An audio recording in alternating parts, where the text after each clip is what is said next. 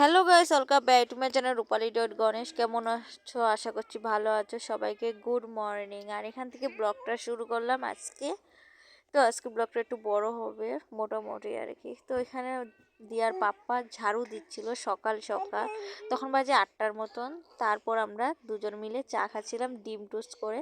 তো দুজনে মিলে চা খাচ্ছিলাম সবাই। আর বাবু দিকে টিফিন করছিল, আর বাবু কীরকম বসেছে দেখতে পাচ্ছ।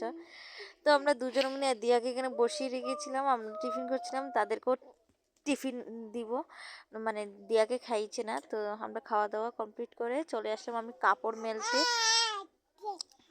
মেলতে চলে আসলাম। আর এই যে কাপড়গুলো মেলছিলাম, যেহেতু গতকালকে যেগুলো আমি কাপড় ধুয়েছি সেগুলো বালতিতেই রয়েছে, যেহেতু আমি দিয়াকে পোলিও দিতে নিয়ে গিয়েছিলাম। আর তো সারাদিনের জন্য আসলাম না, তো ভিডিওটা তো দেখতে পেরেছো।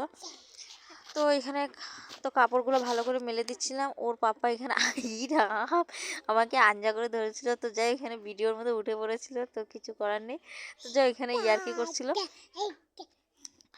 তারপর আমি এখানে বাসন ধোয়ার জন্য একদম তৈরি, একদম কাপড় টাপড় মেলে। তারপরে যে রাতের বাসন রয়েছে, যেহেতু একটু লেট করে উঠেছি, আর লেট করেই ধুবো যেহেতু ঠান্ডা লেগে যাবে আমার। তো যাই এখানে বাসনগুলো ধুচ্ছিলাম এক এক করে ঠান্ডা মানে বাসন ধুচ্ছিলাম। আর অনেকগুলোই বাসন, রাতের বাসন। তো ভাবলাম যে এগুলো মেজে নিই, তারপরে ঘরের চাটা খেয়েছিলাম তো সেগুলো আর কি মাজবো।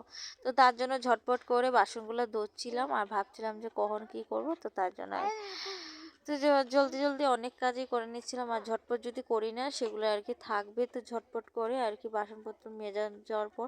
আর কড়াইটা না আমার অনেক হয়ে গিয়েছে, একটু লেত্রা হয়ে গেছে।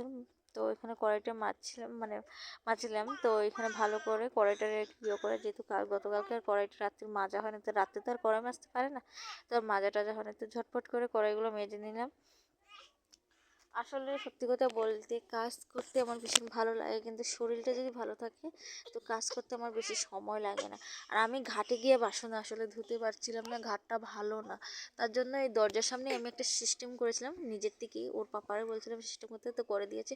তারপর আমার তোমার সাথে কথা বলতে আমার বাসন ধোয়া কমপ্লিট। তারপর এই যে এই জায়গাটা আমি ঝাড়ু দিচ্ছিলাম, আমি 4 বাসন কিন্তু ধুয়েছিলাম অফ ক্যামেরাতে।